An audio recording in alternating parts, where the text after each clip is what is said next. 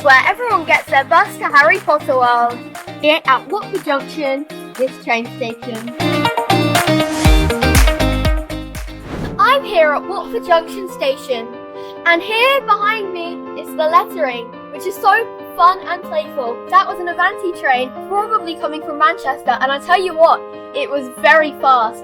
If that's not high-speed railway, imagine how fast HS2 is going to be. Many people assume you have to take the overground to get from Euston to Watford Junction, but actually that's not the case.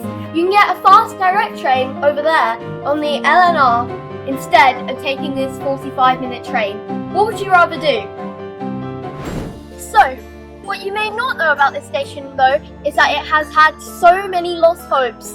TfL had promised so many things to go here, and none of them have happened. Quite upsetting for the locals actually, considering that it was that some of these things were in TfL's top priorities and they've just been seemingly cancelled or just forgotten about. Fun fact, the overground was started here in 2007 after the Silverlink National Rail services were stopped. TfL bought the contract, and now Watford Junction is partly a TfL station, along with many others along this what used to be Silverlink line. Did you know the Bakerloo line actually used to stop at Watford Junction until the 80s? In fact, they were trying to bring it back. Closed off in 1982 as Ken Livingstone ran out of money for the London Underground, so it was cut back to Stonebridge Park, and eventually after a couple years to Harrow and Wealdstone. Perhaps the most major thing Watford missed out on was the MLX, or Metropolitan Line extension. The Metropolitan Line was due to break off from Croxley, go to two new stations in Watford, then join onto the Overground at Watford High Street and eventually get to Watford Junction. It was a major project, it had all the funding and everything, but as soon as Sadiq Khan became mayor, it just sort of disappeared out of sight and it's never happened. And you know Crossrail, the Elizabeth line? That was supposed to come here too. It was supposed to come from Old Oak Common all the way up here to Watford on a direct train to relieve capacity at Euston. However, it wasn't meant to be, and the Elizabeth line stopped at Paddington. But you can also get a train from Watford Junction to St Albans Abbey.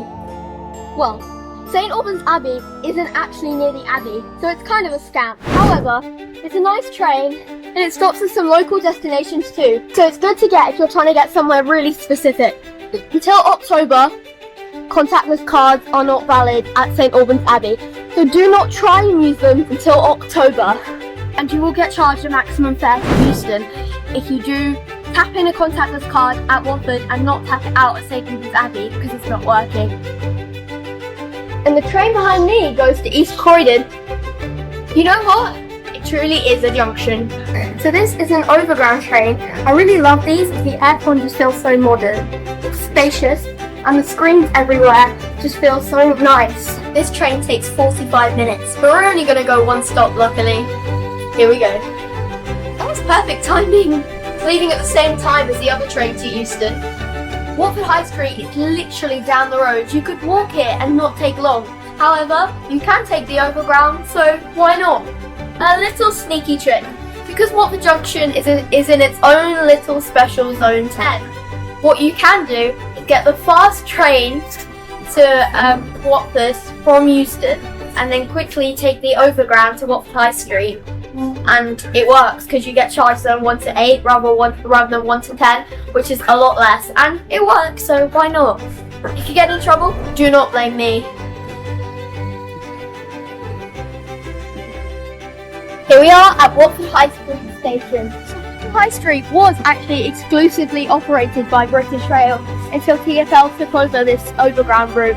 And I really love Watford High Street because the high ceiling here just looks so nice, and it looks very traditional but also quite nice at the same time, and it's not too overcomplicated, which is good. Quite a few steps though, probably equal to 15 floors.